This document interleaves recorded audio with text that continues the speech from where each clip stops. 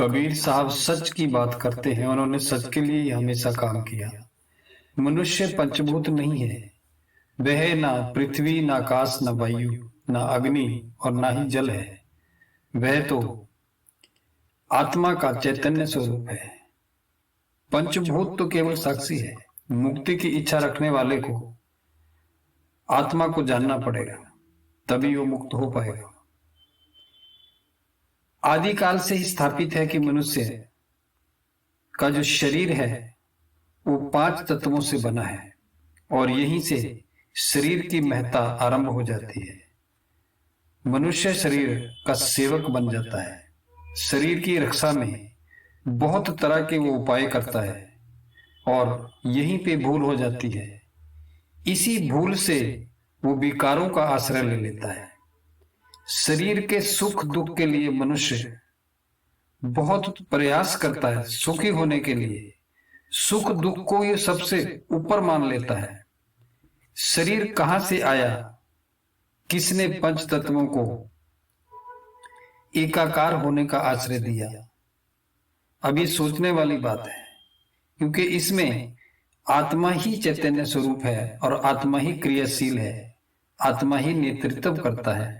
इसलिए आत्मा ने ही 5 तत्वों को एकत्रित होने का, एकाकार होने का आश्रय दिया है। आत्मा चैतन्य है, आंतरिक शक्ति है, निज स्वरूप है, जो पंचभूतों को शरीर निर्माण की प्रेरणा करती है। अब कबीर साहब कहते हैं कि जो तुम वे आत्मा हो, पंचभूत नहीं, तुम चैतन्य हो। तुम स्वयं को शरीर से अलग मानो।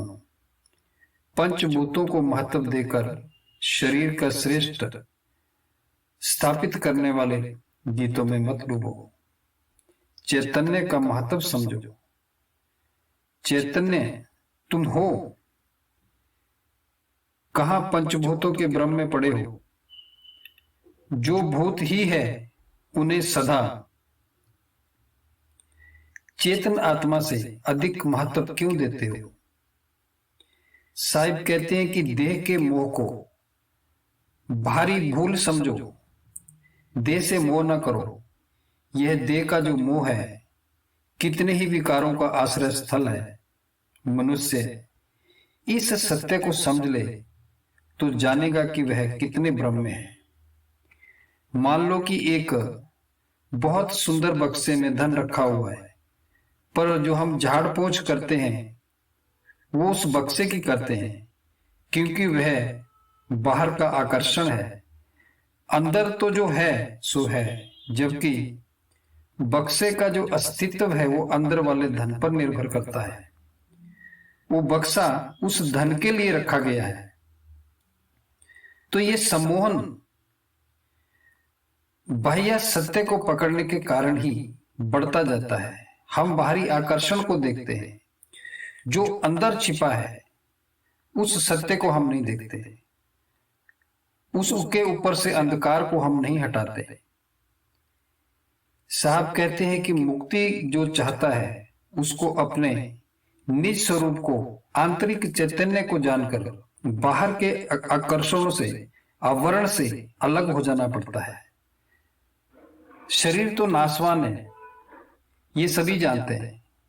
ये आकार आकृति का ढांचा है, कभी भी नष्ट हो सकता है। आत्मा अमर है, वो अविनाशी है और वही तुम हो, शरीर नहीं। जब यह सत्य मन में बैठ जाए कि पंचभूतों से निर्मित शरीर कुछ भी नहीं है, केवल आत्मा का साक्षी रूप है, तो देह के प्रति मोह समाप्त हो जाता है। और फिर जब देह में मोह नहीं रहेगा तो मनुष्य मुक्त है। यदि मनुष्य स्वयं को देह से अलग समझकर चित्त को विश्राम देगा तो तुरंत सारे बंधनों से उसकी मुक्ति हो जाती है। सुख शांति और आनंद का अनुभव हो जाता है। जिसको मुक्ति चाहिए उस मनुष्य को सबसे पहले शरीर को महत्व देना बंद कर देना चाहिए। जो विचार उसके अंदर शरीर को महत्व देने वाले हैं उनको खत्म कर देना चाहिए।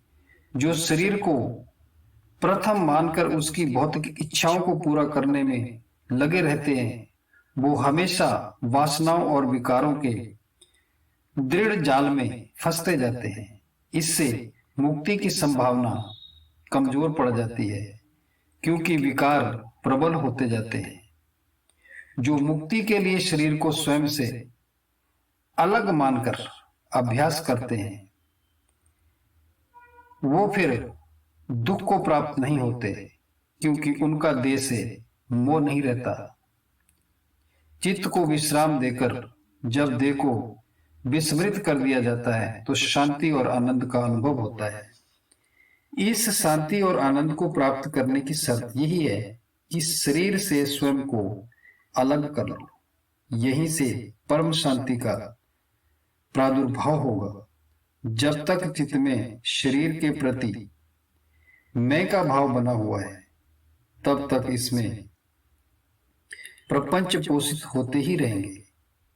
अब स्थिर चित्त वाले मनुष्य में शरीर की मैं भाव वाली जो बात है नहीं व्याप्ति, तभी तो वह शांत दिखाई देता है।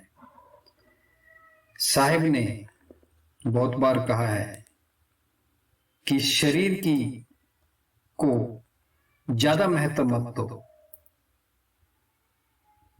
उनकी दृष्टि में शरीर मिथ्या है, संसार ही मिथ्या है। सारा संसार झूठा है तो शरीर भी झूठा है। शरीर तो उन धर्मों का पालक है जो नश्वर है, जबकि आत्मा नश्वर नहीं है, वो चिदानंद है।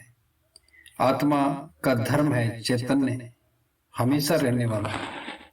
चिदानंद अर्थात वास्तविक है, आनंद की अनुभूति है। वह आनंद को परमानंद कहा जाता है। वास्तव में मनुष्य की भौतिक सुखों की जो लालसा है, जो इच्छाएं हैं, यही देह की अशक्ति का कारण है।